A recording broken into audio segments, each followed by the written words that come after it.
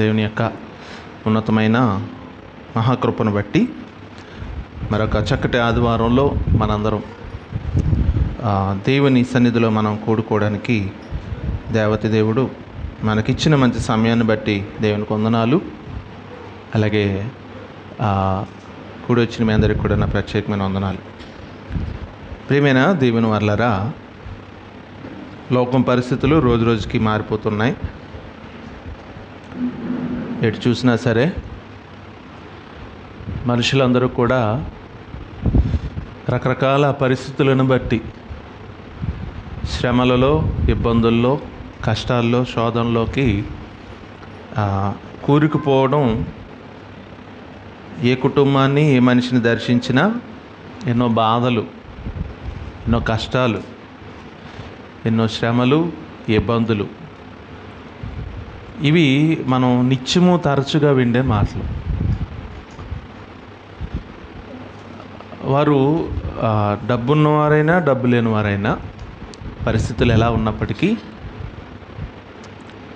Life style, మీ జీవితపు విధానం ఎలా ఉంది అని అడిగినప్పుడు ఒక అన్సాటిస్ఫైడ్ సిచ్యువేషన్లో మనుషులందరూ కూడా ఉన్నారు. దానికి కారణం ప్రత్యక్షంగా వారి జీవితంలో వారు కొని తెచ్చుకున్నవైతే, కొన్ని పరోక్షంగా వారు ఫేస్ చేస్తున్న ప్రాబ్లమ్స్. ఎందుకు అని అంటే, మనుషులుగా మన జీవితం ఈ భూమి మీద ప్రతిదినము కూడా నిత్యము ఒక యుద్ధంలాగా సాగుతుంది అని చెప్పటంలో ఏమాత్రం సందేహం లేదు. ఒక ప్రశాంతమైన జీవితాలు ఈ రోజున మనుషుల జీవితాల్లో లేవు. ఇంట్లో ఉదయం లేచిన దగ్గర మొదలుపెట్టి రాత్రి పడుకునే వరకు కూడా మన జీవితంలో నిత్యము ఏదో ఒక సమస్య, శోధన, ఇబ్బంది, కష్టము అనేది మనం ఫేస్ చేసుకుంటూనే వెళ్ళాలి. అవేమీ లేకుండా ఎవరి జీవితం ముందుకెళ్దాం. కాకపోతే కొంతమందికి ఉన్న ఒక బలహీనత ఏంటంటే, నాకే ఇవన్నీ వస్తున్నాయి అనే ఒక ఆలోచనలోకి వెళ్ళిపోతుంటారు. అంటే ఒక డిసప్పాయింట్మెంట్ లైఫ్లోకి, నాకే ఎందుకు ఇలా ఉండాలి అని ఒక ఆలోచనలోకి వెళ్ళిపోతూ ఇంకా ఉన్న సమస్యను కాస్త పెద్దది చేసుకుంటూ వెళ్ళిపోతున్న పరిస్థితులు కూడా కనపడుతున్నాయి అండి. అందుకే మనుషుల యొక్క జీవితాలు మనం చూస్తున్నప్పుడు మనల్ని ఎదుటివారితో పోల్చుకునే కన్నా మనకు మనంగా ఎలా ఉన్నాము అనేది ఒకసారి ప్రశ్నించుకుని మన జీవితాన్ని ముందుకు తీసుకువెళ్ళాలి. ఎందుకంటే మనుషులు ఈ భూమి మీద బ్రతుకుతున్న సిచ్యువేషన్ బట్టి, వారి లైఫ్ స్టైల్ని బట్టి, వారి స్థాయిలను బట్టి సమస్యలు అనేవి ఉంటూ ఉంటాయి. పక్కన ఉన్న వాళ్ళ సమస్య మనం చూస్తే మనకు చిన్నదిగా కనిపించవచ్చు, అనుభవించిన వాళ్ళకి చాలా పెద్దది. పక్కన ఉన్న వాళ్ళ ఇబ్బంది మనం వింటున్నప్పుడు ఇది ఒక ఇబ్బందేనా అని అనిపించవచ్చు, కానీ వాళ్ళకి చాలా పెద్దది అండి. అందుకే ఈ రోజున ఎవరిని కూడా వారి స్థితిగతులను బట్టి మనం అంచనా వేయకూడదు. దాన్ని బట్టి మనం ఆ స్థితిగతులను బట్టి మనం వాళ్ళ జీవితాన్ని కాలిక్యులేట్ చేయకూడదు. బైబిల్ గ్రంథంలో దేవుడు అనేకమైన భక్తుల జీవితాల్ని, వారి జీవిత విధానాలను చూస్తున్నప్పుడు, ప్రభువుని నమ్ముకున్న తర్వాత, క్రీస్తులోనికి వచ్చిన తర్వాత, ఎస్పెషల్లీ ఇప్పటిదాకా నేను చెప్పింది లోకం గురించి అయితే, లోకంలో ఉన్న మనుషుల జీవిత విధానాల గురించి అయితే, ప్రభువును నమ్ముకున్న తర్వాత వారి జీవితాలు ఏ రీతిగా ఉన్నాయి అని చూస్తే, ఒక మాటలో చెప్పాలంటే నిత్యము లోకంలో ఉండే సమస్యల కన్నా ఎక్కువైన సమస్యలు కలిగి ఉన్నారు. లోకంలో ఎదుర్కొనే ఇబ్బందుల కన్నా, లోకంలో మీన్స్ దేవుణ్ణి నమ్ముకోలేని పరిస్థితుల్లో ఉండే ఇబ్బందుల కన్నా, దేవుణ్ణి నమ్ముకున్న తర్వాత ఎక్కువైన ఇబ్బందులను ఎదుర్కొన్నారు, ఎక్కువైన కష్టాలను ఎదుర్కొన్నారు, ఎక్కువైన శోధనలను ఎదుర్కొన్నారు. లేకపోతే దేవుడు వాటి విషయంలో కొన్నిసార్లు శోధనలు ఉంచుతూనే వారి జీవితాన్ని ముందుకు తీసుకెళ్ళాడు. ఏమండి, శోధనలు వారి జీవితంలో ఉంచుతూనే, తీసేయకుండా శోధనలు ఉంచుతూనే యాక్చువల్లీ ఎవరైనా దేవుడి దగ్గరకు వచ్చి మా కష్టాలు తీయండి అని అడుగుతుంటాం కదా. దేవుడి కష్టాలు తీయడం కాదు, దేవుడే కావాలని ఉంచుతున్న పరిస్థితులు కూడా కనపడుతుంటాయి కొన్నిసార్లు. అంటే దేవుడు దొరికిస్తే మనకు అన్నీ పోతాయి, దేవుడు దొరికిస్తే మన ప్రతి సమస్యకు పరిష్కారం దొరుకుతుంది, ఇవన్నీ నిజమే. కానీ కొన్ని సందర్భాల్లో దేవుడే కావాలని మనల్ని పరీక్షలో ఉంచుతున్నట్లుగా సమస్యలు వదిలేస్తుంటాడు. అందుకే దేవుని ఆలోచనలండి మనం అర్థం చేసుకోవడం చాలా కష్టమవుతుంది. ఎందుకంటే ఆయన చూపించే ప్రేమ తట్టుకోలేము, ఆయన చూపించే కోపము తట్టుకోలేము. ఎందుకు దేవుడు నాకు ఇలా చేయాలని అనిపిస్తుంటాడు.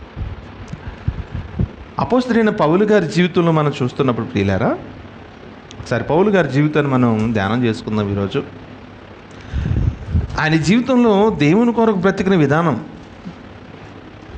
ఆయన ఎదుర్కొంటున్న శోధన, ఆయన ఎదుర్కొన్న సమస్య మనం ఆలోచిస్తున్నప్పుడు బైబిల్ చరిత్రలో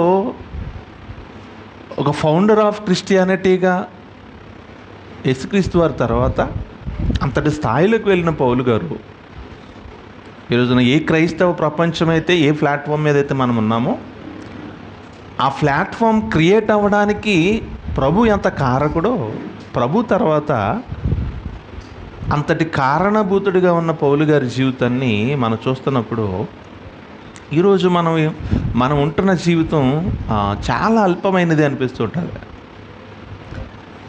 మనం ఎదుర్కొంటున్న సమస్యలు చాలా చిన్నవి అనిపిస్తుంటుంది. పౌలు గారు ఆయన జీవితంలో దేవునిలో ఉంటున్నప్పుడు మనలాగా, అంటే ఈరోజు మనం ఎలాగైతే దేవుని కొరకు బ్రతుకుతూ దేవుని కొరకు మన జీవితాన్ని కొనసాగిస్తున్నామో,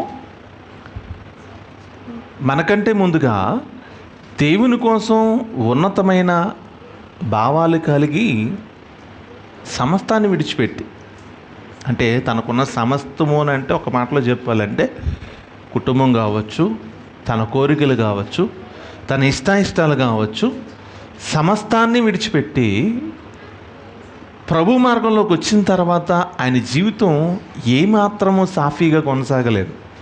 అంటే ఒక ప్రశాంతమైన జీవితంలోకి అసలు వెళ్ళలేదు ఆయన. దేవునిలోకి వచ్చిన తర్వాత ఎక్కువైన శ్రమలు, ఎక్కువైన శోధనలు ఆయన జీవితంలో భరించాడు.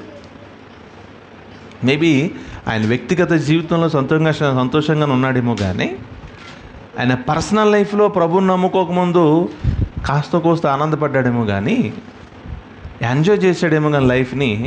కానీ దేవునిలోకి వచ్చిన తర్వాత ఏమాత్రమో అలాంటి పరిస్థితులు ఆయన జీవితంలో కనిపించలేదు సరిగదా. తన చివరి వరకు కూడా, పౌలు గారు చివరి వరకు కూడా, ఆయన జీవితపు చివరి వరకు కూడా ఎలాంటి శోధనలు తను భరించుకుంటూ ముందుకు కొనసాగాడో ఒక మాటను రాయించాడు. అది చూస్తే మనకు అర్థమైపోద్ది ఆయనకి ఎప్పుడు ఒక ప్రశాంతమైన జీవితం లేదు అని. 2 కొరింథీయులకు రాసిన పత్రిక 12వ అధ్యాయము 7-8 వచనాలని ఒకసారి మనం చూడగలిగితే, 2 కొరింథీయులకు రాసిన పత్రిక 12వ అధ్యాయము 7-8 వచనాలు. నాకు కలిగిన ప్రత్యక్షతలు బహు విశేషముగా ఉన్నందున నేను అత్యధికముగా హెచ్చిపోకుండా నిమిత్తము నాకు శరీరములో ఒక ముళ్ళు, నేను అత్యధికంగా హెచ్చిపోకుండా నిమిత్తము నన్ను నలగగొట్టుటకు సాతాను యొక్క దూతగా ఉంచబడెను. పౌలు గారు తన జీవితపు హిస్టరీ మొత్తం చెప్పేస్తున్నాడు ఈ మాటలో. ఎలా అంటే తన జీవితంలో చివరి శ్వాస వరకు కూడా, పౌలు గారు ప్రభువుని నమ్ముకున్న తర్వాత చివరి వరకు కూడా, అంటే కనుమూసేంత వరకు కూడా తన జీవితంలో ఎలాంటి ప్రయాణం కొనసాగించబడింది అని అంటే, తనలోనే, పౌలు గారిలోనే ఒక సాతాను దూత అనే ముళ్ళుతో ప్రయాణం చేశాడట. ముళ్ళు అనగానే మనకు తెలుసు, ముళ్ళు గుచ్చుకుంటే ఎలా ఉంటుంది? ఆనందంగా ఉంటుందా? ముళ్ళు గుచ్చుకుంటే ఆనందమే ఉండదు. అప్పుడప్పుడు చూడండి, ఇంజక్షన్ చేయించుకోవడానికి వెళ్ళామనుకోండి, ఆ ఇంజక్షన్ గుచ్చకముందే బాధ వచ్చేస్తుంటుంది మనకి. ఇంజక్షన్ చూడగానే గన్నీళ్ళు వచ్చేస్తుంటాయి కొంతమంది ఉంటారండి. ఇంజక్షన్ పొడవమంటే ఎంతమందికైనా పొడుస్తారు తప్ప వాళ్ళు పొడుచుకోమంటే మాత్రం ఒప్పుకోరు. అలాంటి వాళ్ళు కూడా ఉన్నారు. ఎక్కువ మంది ఈ మెడికల్ ఫీల్డ్లో చాలామందిని గమనించారండి. ఈ నర్సులు కానీ ఇలా ఎక్కువ ప్రొఫెషనల్ ఉన్న వాళ్ళు ఇంజక్షన్లు చేస్తారు, కానీ వాళ్ళు చేసుకోరు, మాత్రలు తీసుకుంటారు. ఎందుకు? అది గుచ్చుకుంటే నొప్పి వస్తుంది. అదే పక్కన వాళ్ళు గుచ్చినప్పుడు మాత్రం ఏం చెప్తారు? ఇది ఈ మాత్రమేనా, చిన్నపిల్లలు చేయించుకుంటారంటారు కదా. అదేంటో మరి ఆ చిన్నది చాలా సెన్సిటివ్, అది చిన్నది అసలు అలా పెట్టి తీసేస్తే ఏమో బ్లడ్ కూడా రాదు మనకి. అలాంటిది చిన్న ముళ్ళు గుచ్చుకోవడానికి భయపడిపోతుంటాం మనం. ఒక్కసారి అంతే కదా, ఒక్కసారి గుచ్చుకుంటేనే మనకు భయం, బాధ, ఇబ్బంది. కొంతమంది పిల్లలు చేసినప్పుడు ఏమి నొప్పి ఉండదు, మళ్ళీ తీసిన తర్వాత నొప్పి వస్తుంది వాళ్ళకి. పిల్లలకు ఉండే అలవాటు. ముళ్ళు అని అనగానే అది దేనిని సూచిస్తుందంటే బాధ.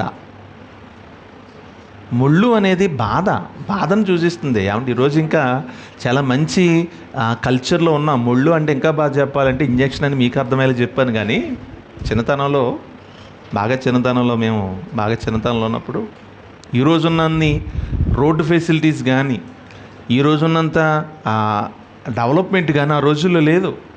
మేబీ ఒక 25 years back, 30 years back story. ఎక్కడ చూసినా ఏమండి తుమ్మ చెట్లు అంటారు కదా, తుమ్మ చెట్టుకు ఉండే గుణం ఏంటంటే జిగురునిస్తుంది. ఆ ముళ్ళు చాలా బాధాకరం. అది గుచ్చుకోగానే ఒళ్ళంతా సలుపు వచ్చేస్తుంటుంది, బాధ వచ్చేస్తుంటుంది. అలాంటి తుమ్మ చెట్లు విపరీతంగా ఉండేవి ఎక్కడికైనా అక్కడ. ఆ ముళ్ళు గుచ్చుకుపోతుండేవి, కాళ్ళలో ముళ్ళులు ఉండిపోతుండేవి, గుచ్చుకుపోయి ఆ ముళ్ళులు ఉండిపోతుండేవి. చెప్పు లేకుండా తిరిగేయడం విపరీతంగా. అంటే ఎక్కువ పల్లెటూరు వాతావరణాన్ని కలిగి ఉన్న వాళ్ళకి ఇవన్నీ బాగా అర్థమవుతుంది. ముళ్ళు అని అనగానే మనకు గుర్తు రావాల్సింది ఏంటంటే చిన్నతనంలో 20 సంవత్సరాల క్రితం ముళ్ళు గుర్తు రావాలి. ఈరోజు ముళ్ళు కాదు. ఈరోజు ముళ్ళు గుర్తుకోనని ఎప్పుడు రాదు. అలాంటి ముళ్ళులు వచ్చాయి. కానీ ఆ ముళ్ళులు గుచ్చుకుంటే అది చాలా బాధ. ఏమండి అలాంటి ముళ్ళును దేవుడు పౌలు గారి గురించి మాట్లాడుతూ పౌలు గారు అంటున్నారు, నా జీవితంలో సాతాను దూతగా ఒక ముళ్ళు నాలోనే ఉంచబడింది. ఎందుకు అని అంటే, ఎందుకంటే అది నేను హెచ్చిపోకుండా నిమిత్తం. ఒక మాటలో చెప్పాలంటే అండి, మనుషుల యొక్క జీవితము లేదా మనుషుల యొక్క ఆలోచన విధానము ఏ రీతిగా ఉంటుంది అనేది పౌలు గారి జీవితాన్ని ఎగ్జాంపుల్గా చూపించి దేవుడు ప్రపంచానికి నేర్పిస్తున్నాడు.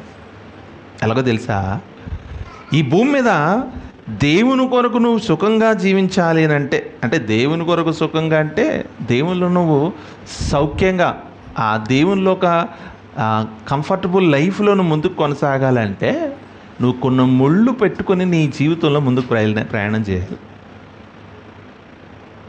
సాఫీగా ఉండదు. దేవునిలో ప్రయాణం అనేది సాఫీగా వెళ్ళిపోయేది కాదు.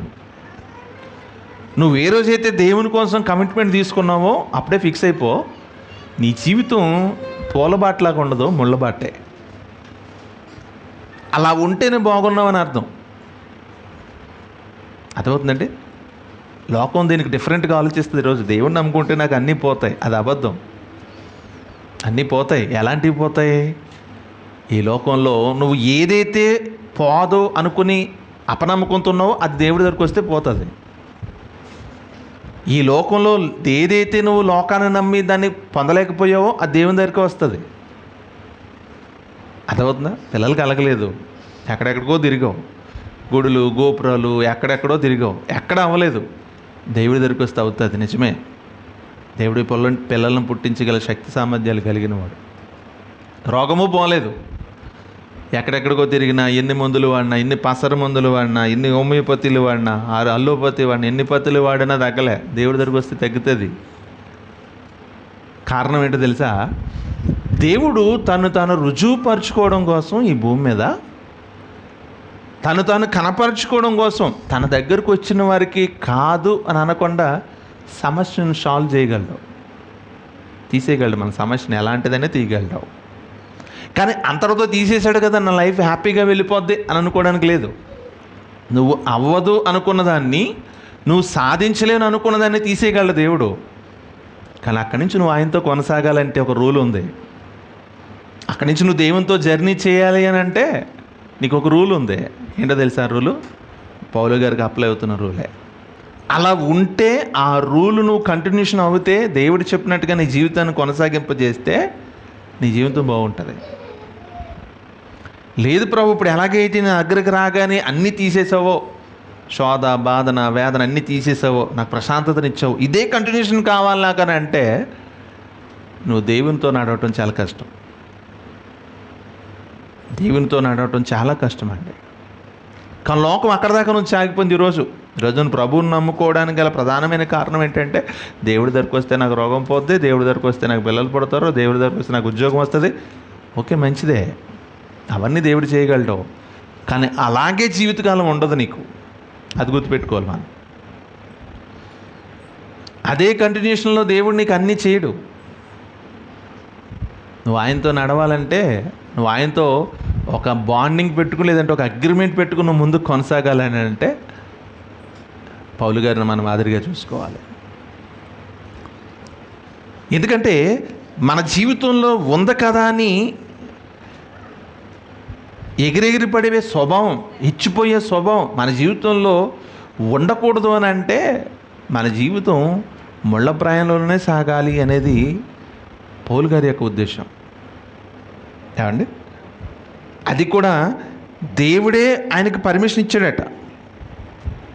ఏమండి, నేను అత్యధికంగా హెచ్చిపోకుండా నిమిత్తము నా శరీరంలో ఒక ముళ్ళును, ఏమండి, నేను హెచ్చిపోకుండా నిమిత్తము నన్ను నలగొట్టుటకు సాతాను యొక్క దూతను ఉంచబడెను, అది నా యొద్ద నుండి. పౌలు గారు కూడా అడిగారు పాపం, అది నా యొద్ద నుండి తొలగిపోవాలని దాని విషయమై ముమ్మార్లు ప్రభువును వేడుకొంటిని, అందుకు నా కృప నీకు చాలును, బలహీనత యందు నా శక్తి పరిపూర్ణమగుచున్నది ఆయన నాతో చెప్పాను. దీని గురించి చాలామంది ఏం చెబుతుంటారంటే, చాలామంది క్రైస్తవులు కానవచ్చు, క్రైస్తవేతరులు కావచ్చు, లేదంటే విశ్వాస జీవితంలో ఉన్న వాళ్ళు కావచ్చు, పౌలు గారి జీవితంలో ఉన్న ఈ ముళ్ళు, లేదంటే ఈ దూత, సాతాను దూత, అది మామూలు దూత కూడా కాదు. సాతాను దూత ఏమిటి అని అంటే, పౌలు గారి జీవితంలో ఆయన చేస్తున్న పాపము అని అంటుంటారు.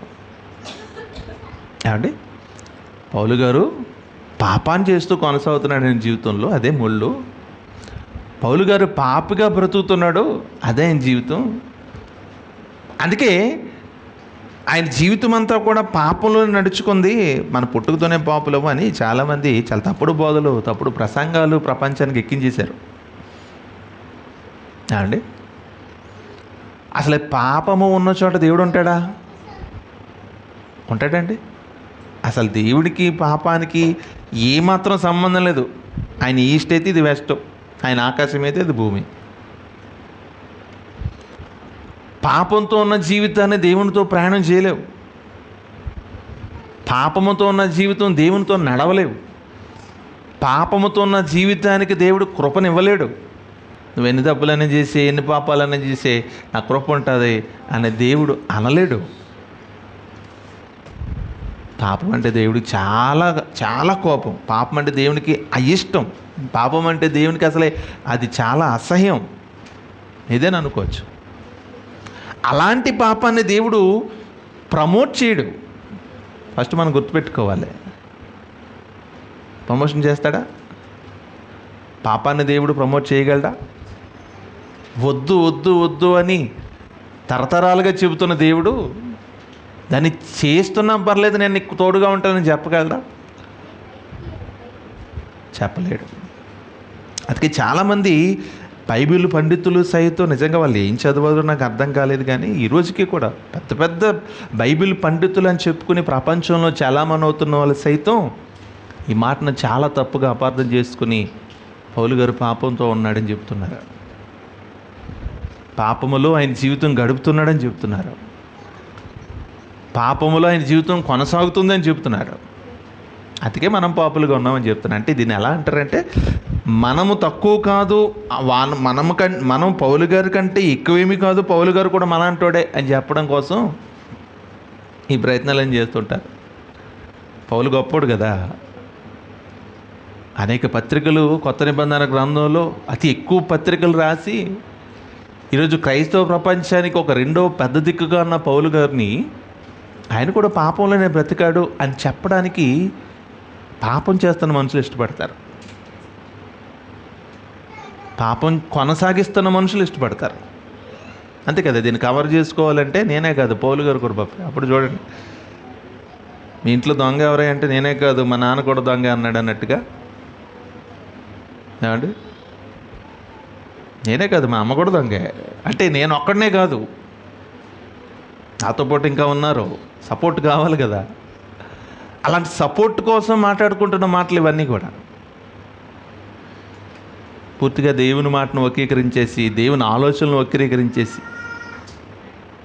ప్రభు అంటున్న మాట, నిజంగా కొన్ని సందర్భంలో దేవుడు పరిష్కారం ఇవ్వలేక కాదు, పరిష్కారం ఇస్తే నువ్వు ఎక్కడ చేజారిపోతావు అని నిన్ను కంట్రోల్ చేయడానికి, మనల్ని కంట్రోల్ చేయడానికి మన జీవితంలో ఒక ముళ్ళులు అమర్చి వెళుతున్నాడండి. ప్రతి ఒక్కరి జీవితంలో ముళ్ళులు ఉంటాయి. ఈరోజు పౌలు గారి జీవితంలోనే కాదు, చూడండి ఒకసారి. అరే, నేను దేవుడిని నమ్ముకున్నాను కదా, ప్రభువుని వెంబడిస్తున్నాను కదా, ప్రభు కోసం ఏదైనా చేయాలని నా మనసు తహతహలాడుతుంది కదా, నా మనస్సు ఆలోచిస్తుంది కదా, ఎందుకు నా బ్రతుకు ఎలా ఉంది అని ఒకవేళ ఎవరన్నా అనుకుంటే, అలా ఉంటే నీకు మంచిది. పౌలు గారి జీవితంలో, అంత భక్తుడి జీవితంలో ఎంత పెద్ద ముళ్ళులు ఒక కొంపటి, ఒక కంపలాగా పెట్టాడు దేవుడు తెలియదు. కానీ ఈరోజు మనం చిన్న చిన్న వాటికే విసిగిపోతున్నాం, చిన్న చిన్న వాటికే వెనక జారిపోతున్నాం, చిన్న చిన్న వాటికే అయ్యో అనుకుంటున్నాం. అంతే కదండి. ఏ శక్తిని, మనిషి యొక్క స్థాయిని బట్టే పరీక్ష కూడా ఉంటుంది. అర్థమవుతుందా? 1వ తరగతికి PhD లెవెల్ పరీక్ష పేపర్ ఇవ్వలేరు, 10వ తరగతికి 1వ తరగతి పరీక్ష పేపర్ ఇవ్వలేరు. ఎవరి శక్తి సామర్థ్యాలకు సంబంధించి ఎవరి స్థాయికి తగ్గట్టుగా వాళ్ళకి పరీక్ష అనేది ఉంటుంది. అలాంటిది పౌలు గారు ముళ్ళు అని ఒక్క మాటతో చెప్పినది ఎంత కష్టమైంది అనేది మనకు అర్థం కావాలని అంటే, ఆయన ఎంత గొప్ప భక్తిపరుడు మనకు అర్థం కావాలి. ఏమండి, సముద్రాన్ని ఇది వచ్చినోడికి స్విమ్మింగ్ పూల్ ఎద్దడం పెద్ద కష్టం కాదు, అంతే కదా. సముద్రాన్ని అవలేలుగా ఈదుతూ వచ్చినోడికి స్విమ్మింగ్ పూల్ ఈదడం కష్టం కాదు, చాలా చిన్నది ఇది. అంచు కూడా తేలినని సముద్రం చాలా గొప్పది, అందులో ఈదగలిగిన వాడు ఇందులో ఈదగలడు. ఒక్కొక్క మనిషికి ఒక్కొక్క స్థాయి, ఒక్కొక్క సామర్థ్యము, ఒక్కొక్క శక్తి ఉన్నట్టు మన జీవితంలో మన సామర్థ్యానికి, మన శక్తికి తగినట్లుగా దేవుడు కొంతకి చిన్న ముళ్ళులు పెట్టాడు, కొందరికి పెద్ద ముళ్ళులు పెట్టాడు, కొన్ని అందరికి ఎక్కువ ముళ్ళులు పెట్టాడు. ప్రతి ఒక్కరి జీవితంలో ఉంటాయి ఈ రోజున. అది మాత్రం మనం గుర్తుపెట్టుకుని మన ప్రయాణం ముందుకెళ్ళాలి. ప్రతి ఒక్కరి జీవితంలో అలా లేదు అనంటే రెండు విషయాలు మనకు అర్థం అవ్వాలి. ఒకటి, నువ్వు దేవుడి కన్నా దూరంగా ఉండాలి. 2, దేవుడని నిన్ను వదిలేసి ఉండాలి. నీకు అర్థం ఉందా? దేవుడికి మనం దూరం అయిపోయినా మన జీవితం ముళ్ళులు కనిపించవు, దేవుడు మనల్ని వదిలేసినా మన జీవితంలో ముళ్ళు కనిపించు. ఈ 2 విషయాలు చూడాలి. అందుకే దేవుడిని తీసేయమని వేడుకుంటున్న దేవుడు అన్నాడట, ప్రభుని తీసేయమని వేడుకుంటున్న అయినా, అందుకు నా కృప నీకు చాలును, బలహీనతలందు నా శక్తి పరిపూర్ణమగుచున్నదని ఆయనతో. పౌలు, నువ్వు తీసేయమని అడుగుతున్నా కదా, కానీ అది నా కృప వల్ల నీకు ఇంకా బలము, ఇంకా బలము, ఇంకా బలము, ఇంకా బలము. ఒక మనిషి జీవితంలోనండి ఎన్ని దెబ్బలైతే తింటామో అంత అనుభవం వస్తుందండి. ఎప్పుడు కూడా దెబ్బలు తింటే ఒక ఫెయిల్యూర్ అనేది మరొక సక్సెస్కి పునాది. ఎక్కడైనా మోసపోయావు అనుకోండి, అది నీకు అనుభవం. ఎక్కడ నేను అవమానపడ్డావు అనుకోండి, అది నీకు అనుభవం. ఎక్కడ నేను ఏదైనా కోల్పోయావు అనుకోండి, అది నీకు అనుభవం. ప్రతి మనిషి జీవితంలో ఎన్నిసార్లు దెబ్బలు తింటే, ఎన్నిసార్లు ఓడిపోతూ ఉంటే అంత అదృష్టం అండి మనకి. ఎందుకంటే ఒక స్ట్రాంగెస్ట్ పీపుల్గా తయారవుతాం మనం. ఒక బలవంతం అంటే లోకంలో ఉండే బలవంతులు కాదు. లోకంలో ఉండే బలవంతులు ఆ బలం వేరు. లోకంలో ఉండే బలం, మనుషులకు ఉండే బలం అంటే ఫిజికల్గా చూసే బలం కాదు, స్పిరిచువల్గా, మెంటల్గా ఎన్నో రకాలుగా నువ్వు రోజు దెబ్బలు తింటుంటే నీ మైండ్, నీ ఆలోచనలు అన్నీ ఫుల్లీ స్ట్రాంగ్. అందుకే నేను అనుకుంటుంటాను కొన్నిసార్లు ఎక్కువ సమస్యలు ఉన్న వాళ్ళని చూసి బాధ అనిపిస్తుంటుంది. తర్వాత వాళ్ళు చాలా మంచోళ్ళు, అదృష్టవంతులు అనిపిస్తుంటుంది. ఎలాగో తెలుసా? సమస్య మీద సమస్య, శోధన మీద శోధన, ఇబ్బంది మీద వచ్చే కొద్ది నిలబడుతున్నావంటే you are very strongest people. చాలా బలవంతుడు అని అర్థం. అదొకందుకు మంచిదే. రేపు మరలా కొత్తగా వస్తానేం లేదు, అంతే కదా. రోజు అనుభవిస్తున్న వాళ్ళకి నువ్వు డిస్టర్బ్ చేయకండి. అక్కడ దర్శన్, నేహాల్ ఇటు వచ్చి నమిత్ సౌండ్ రాకూడదు. రోజు నువ్వు అనుభవిస్తున్నావంటే కొత్తగా అనుభవించడానికి ఏం లేదు. కానీ ఎప్పుడో ఒకసారి వచ్చి అప్పుడు అంతవరకు బాగుండి ఎప్పుడో ఒకసారి వస్తేనే బాధ, అయ్యో నాకేం జరిగింది. దేవుడు కూడా మన జీవితంలో ప్రతి ఒక్కరి జీవితంలో ఉంచుతున్న ముళ్ళు దేనికోసమయ్యా అంటే అది నా కృప ద్వారా నిన్ను కాపాడుతూ నిన్ను అంతకంతకు బలవంతుడిగా చేయడానికి, నిన్ను బలపరచడానికి, నేను ఇంకా ఒక పవర్ఫుల్ మ్యాన్గా, ఒక పవర్ఫుల్ ఉమెన్గా దింపడానికి దేవుడు కావాలనే మన జీవితంలో వాటిని ఉంచుతున్నాడట. ఏమంటే అది కూడా దేవుని యొక్క పర్మిషన్తో, దేవుని యొక్క ఆలోచనతో.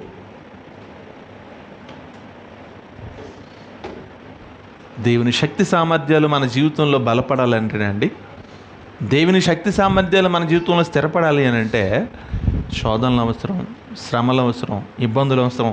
అవి నిత్యము ఉంటే ఇంకా మంచిది. అపోస్తలుడైన పౌలు గారి జీవితంలో మాత్రమే కాదు, ఏమండి యోబు గారి జీవితంలో కూడా ఆయన ఎదుర్కొన్న శోధనలు, శ్రమలు మనం చూడగలిగితే బైబిల్ గ్రంథంలో యోబు గారికి ఉన్న శోధనలు, శ్రమలు మనం ఎన్నిసార్లు మాట్లాడుకున్నా దాని గురించి పదే ఏమండి దేవుడు గురించి చెబుతూనే ఉంటాడు. యోబు గ్రంథం 1వ అధ్యాయంలో, యోబు గ్రంథం 1వ అధ్యాయము సాతాను యోబును శోధిస్తున్న విధానాన్ని బట్టి దేవుడు మాట్లాడుతూ దేవుని దగ్గరకు వచ్చి పర్మిషన్ అడుగుతుందట. ఏమని? అందుకు యెహోవా, నీవు నా సేవకుడైన యోబు సంగతి ఆలోచించితివా? అతడు యథార్థవంతుడును న్యాయవంతుడిని, దేవుని అందరి భయభక్తులు కలిగి చెడుతనమును విసర్జించినవాడు భూమి మీద అతని వంటి వాడు ఎవడును. అంటే చూడండి, దేవుడే ఒక సర్టిఫికెట్ ఇస్తూ అప్పటి తరానికి, యోబు గారు ఉన్న తరానికి ఒక యోబు మాత్రమే కనపడుతున్నాడట. ఎన్ని కోట్ల మంది ఉంటారండి అప్పటికి? భూమి మీద ఎన్ని కోట్ల మంది ఉండుంటారు? అప్పటికి ఎన్నో రాజ్యాలు విస్తరించున్నాయి, ఎన్నో రకాల మనుషులు, భూజాతులు, ఎన్నో జాతులు మనుషులు ఉన్నారు భూమి అంతటి మీద. అది అడవిలో కావచ్చు, పట్టణంలో కావచ్చు, పల్లెటూరులో కావచ్చు, ఎక్కడైనా అనుకోండి. భూమి అంతటి మీద కనిపించే వ్యక్తుల్లో యోబు ఒక్కడే ఉన్నాడట. అంటే ఎంత భక్తిగా ఉన్నాడో, ఎంత యథార్థంగా ఉన్నాడో, ఎంత నీతిగా ఉన్నాడో. ఏమండి అప్పుడు అంటున్నాడు అని అడుగగా అపవాది, యోబు ఊరకయే దేవుని యందు భయభక్తులు కలవాడాయన, నీవు అతని ఇంటి వారికి అతనికి కలిగిన సమస్తమునకును చుట్టూ. ఇది దేవుడు బయట పెట్టిన ముళ్ళు. యోబు లోపల కాదు, యోబు బయట. దేవుడు నిజంగానే మనల్ని కాపాడాలంటే మన కుటుంబము చుట్టూ కంచె వేస్తాడండి. మన కుటుంబం చుట్టూ, నీ చుట్టూ, నా చుట్టూ ఒక వలయాన్ని, ఒక కంచెను వేస్తాడు. ఈ భాష ఎందుకు ఈ రకంగా వాదబడిందంటే మనం చూడగలిగితే ఎక్కువ శాతం ఈ కంచె అని అనగానే బయట నుంచి ఏవైనా ఏమండి జంతువులు లేదంటే విషసర్పాలు ఇవేమి రాకుండా పూర్వకాలంలో ఇంటి చుట్టూరు, స్థలం చుట్టూరు కంచి వేసేవారు. ఈరోజు నుంచి రకరకాల ఇవి కట్టేస్తున్నారు, ప్రహారీ బౌండరీ వాల్స్. ఏమంటే తర్వాత పూర్వకాలం ఏం చేశారంటే కంచె, ముళ్ళ కంచెతో వేసేవారు. తర్వాత ఐరన్ కంచె వచ్చింది, ఐరన్తో తయారు చేసింది.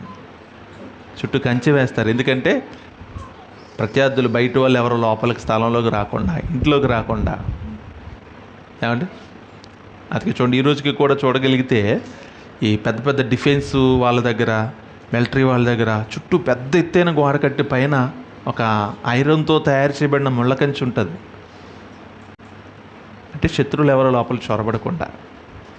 కంచె దేనిని సూచిస్తుందంటే, ఇందాకడ కంచె మనల్ని గుచ్చడానికి, ఇందాక చూసిన ముళ్ళు మనల్ని గుచ్చడానికి అయితే, ఇప్పుడు దేవుడు పెట్టిన ముళ్ళు కాపాడడానికి.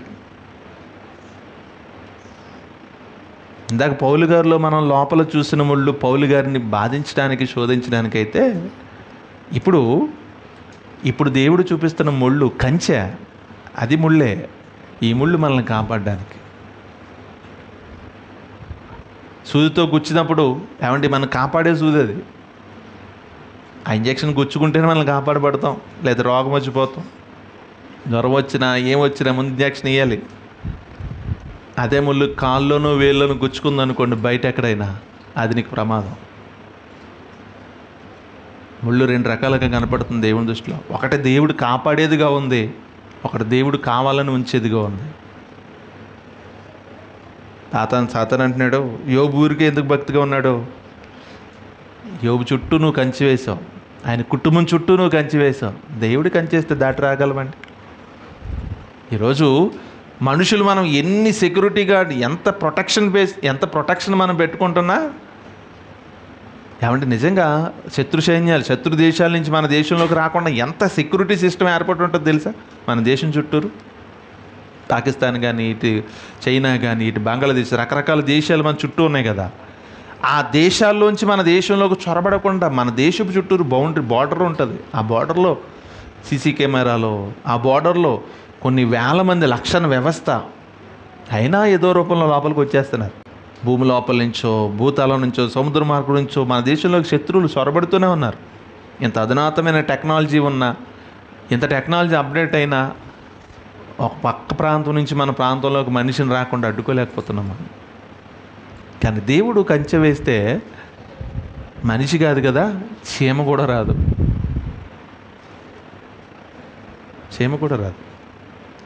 అలాగని దేవుడు ఊరికే కంచేయలేదు. యోబు భక్తిపరుడిగా ఉన్నాడు కనుక కంచేశాడు.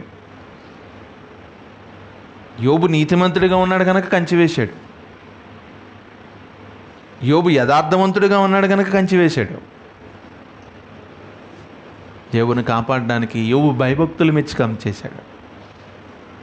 చూడండి, దేవుడు లోపల ఉన్న ముళ్ళును, పౌలు గారి జీవితంలో లోపల పెట్టిన ముళ్ళును యోబు గారి జీవితంలో బయట ఉంచాడు మొదట.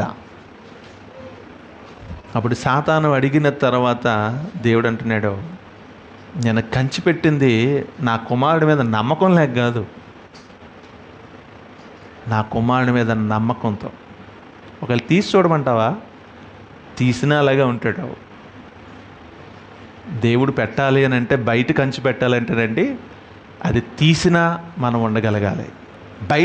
బయట వేసే ప్రొటెక్షన్ తీసినా మనం ఉండగలము అన్నప్పుడే దేవుడు పెడతాడు బయట. మీకు అర్థమవుతుందా? బయట కంచె తీసివేసినా మనం ఉండగలము అని నమ్మితేనే దేవుడు పెడతాడు బయట. లేదు అనుకోండి, నీ లోపలే పెడతాడు. పౌలు గారి జీవితంలో లోపల పెట్టకపోయి ఉంటే ఈరోజు పౌలు గారి చరిత్రే మనకు కనపడకపోదునేమో. పౌలు గారి జీవితంలో ఆయన లోపల సాతాను దూతగా ఒక ముళ్ళును ఉంచకపోతే ఈరోజు పౌలు గారి మాట మన జీవితంలో కనపడదు, వినపడదు.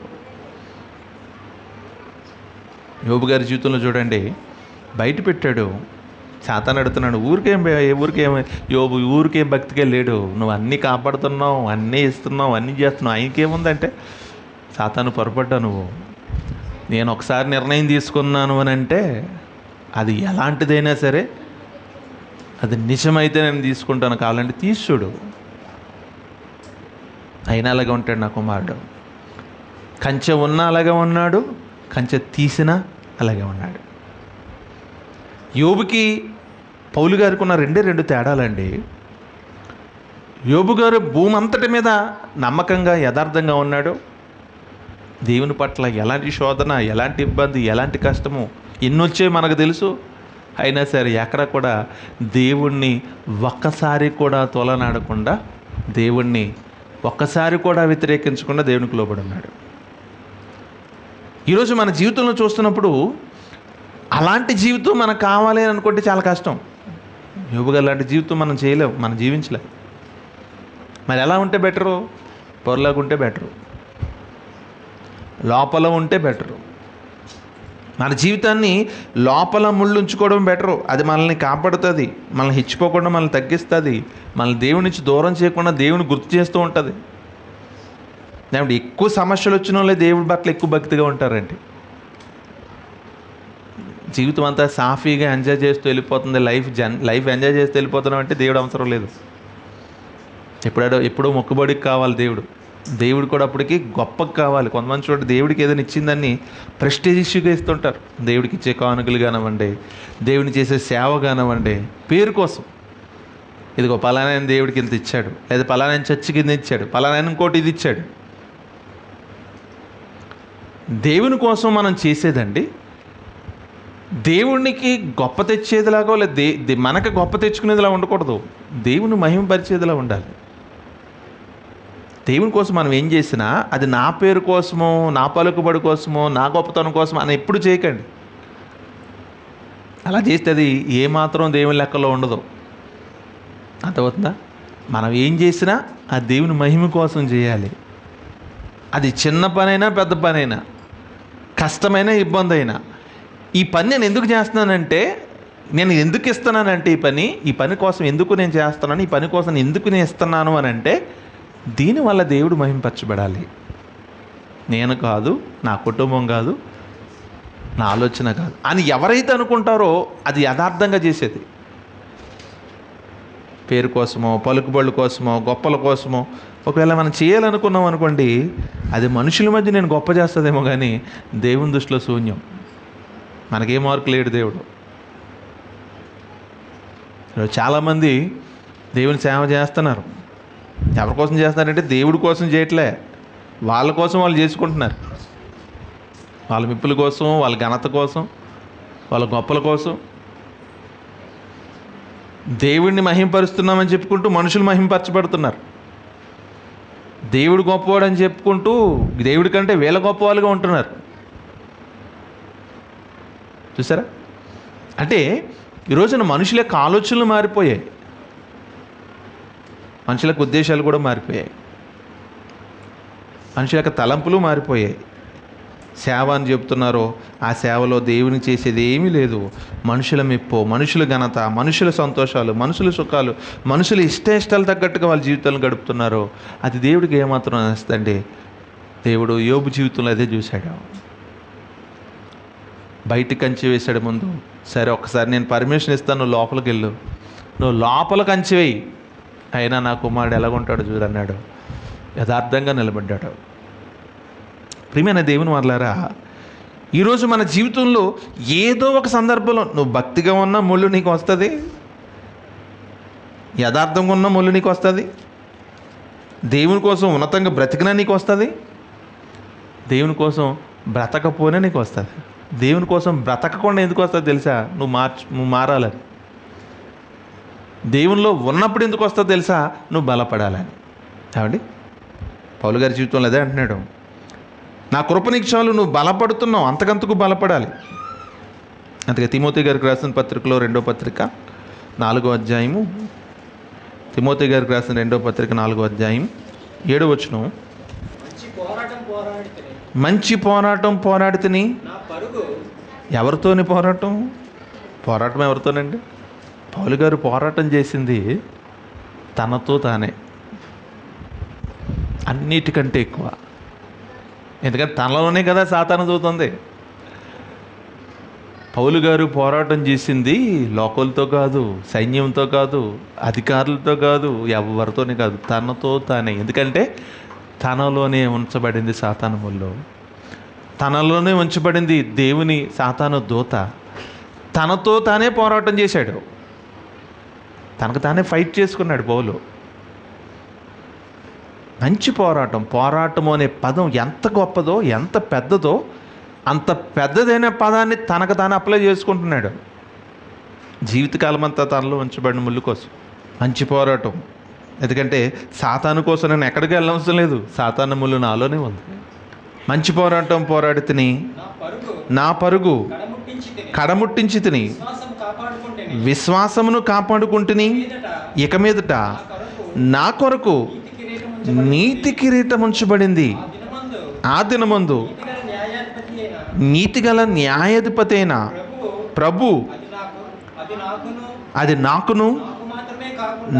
మాత్రమే కాకుండా తన ప్రత్యక్షతను అపేక్షించు. నాకొక్కడికే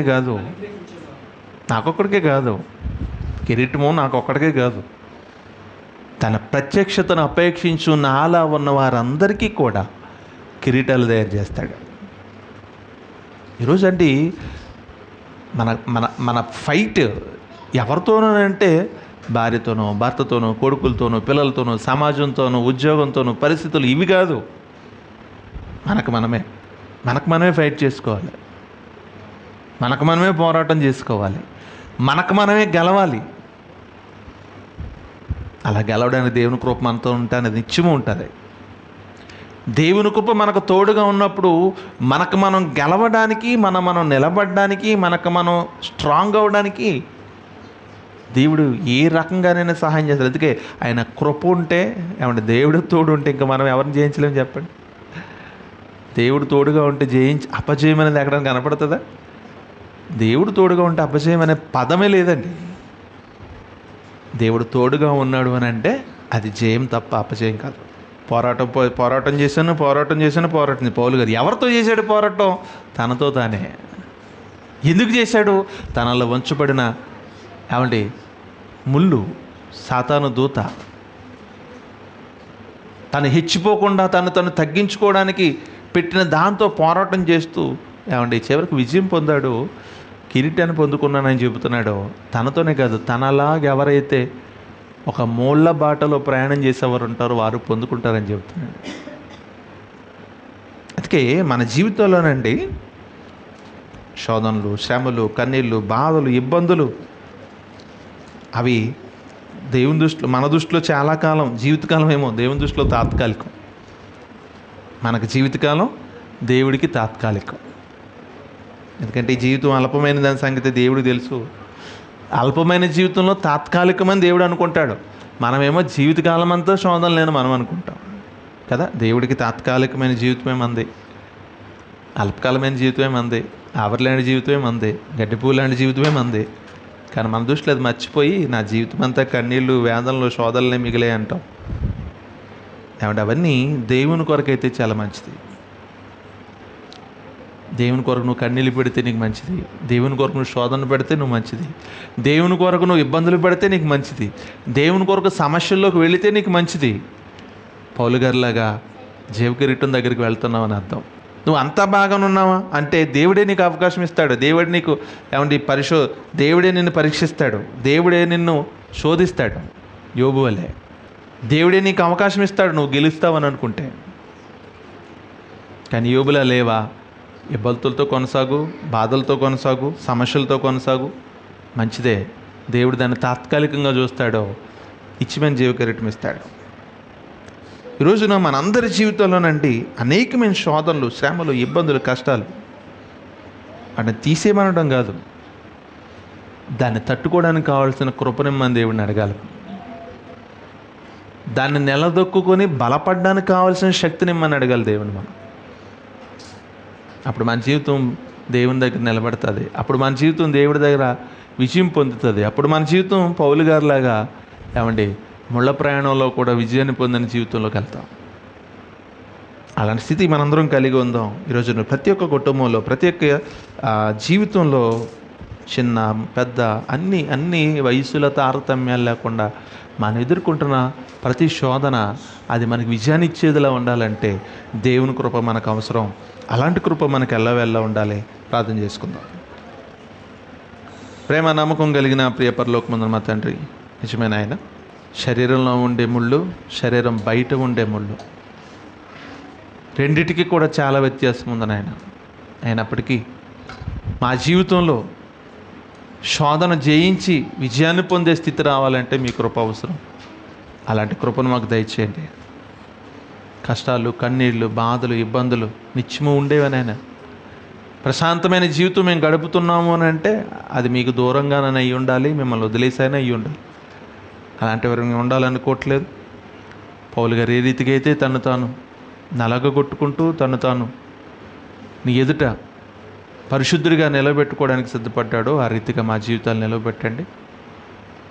మా కుటుంబాల్లో, మా జీవితాల్లో, మా మనసుల్లో, మా ప్రయాణాల్లో, మా ఉద్యోగాల్లో, ప్రతి చోట మేము ఎదుర్కొంటున్న ప్రతి దాన్ని జయించడానికి కావాల్సిన శక్తి, బలము, కృప మెండుగా మాకు దయచేయమని వేడుకుంటూ క్రీస్తు ప్రభువు వారి పార్టీ ప్రార్థన వచ్చిన తండ్రి.